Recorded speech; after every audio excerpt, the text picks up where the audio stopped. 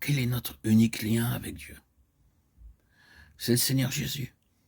Christ est la réponse, pour lui comme pour nous, contre Satan et tout ce qu'il signifie. Ce ne sera jamais ce que nous sommes en nous-mêmes. Si vous pensez un jour parvenir à satisfaire Dieu en vous-même, en ce qui concerne la justice, vous serez confronté à d'affreuses désillusions et à de nombreuses déceptions. Jamais nous ne pourrons satisfaire Dieu par nous-mêmes, que ce soit partiellement ou plus pleinement. La puissance de l'Église réside dans la foi au Seigneur Jésus. Le lien avec Dieu, c'est le Seigneur Jésus comme étant la satisfaction de Dieu et la réponse de Dieu à Satan, l'accusateur. Comment alors pourrons-nous réellement déloger l'ennemi et saper son emprise pour le détruire efficacement? C'est une très grande question. Nous n'allons pas défaire l'ennemi par le moyen de grandes organisations, ni avec l'aide des mouvements religieux. Il s'introduira bientôt dans ces choses et les tournera à son propre avantage. Nous n'allons pas le faire avec ce qui peut être dit ici dans ces lignes. Nous allons détruire l'ennemi efficacement et établir la souveraineté du Seigneur Jésus dans le royaume de l'ennemi seulement en saisissant pleinement la personne du Seigneur Jésus. Maintenant, quand j'emploie ce terme pleinement, je le souligne plusieurs fois parce que je ressens que c'est l'aspect que nous devons considérer dans ces méditations.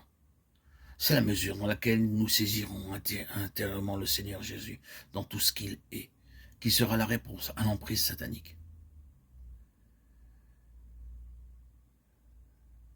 Ainsi, pour détruire toute cette hiérarchie satanique et vider les cieux de ses puissances et de ses principautés néfastes, le Seigneur a besoin d'un peuple qui corresponde à Sion pour être son instrument et son vase.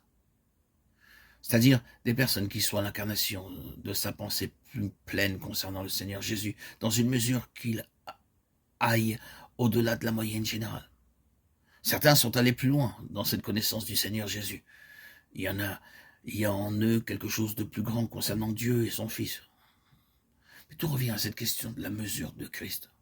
C'est une chose de croire au Seigneur Jésus, d'être converti et d'être sauvé.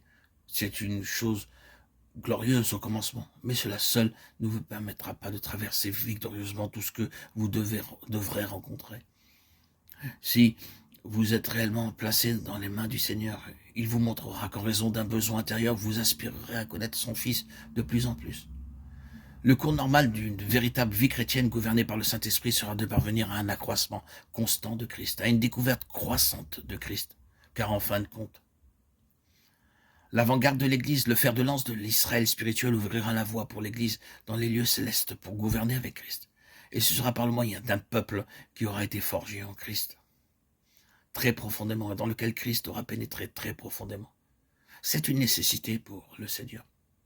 Dans l'Écriture, il y a un principe qui se rencontre de multiples fois.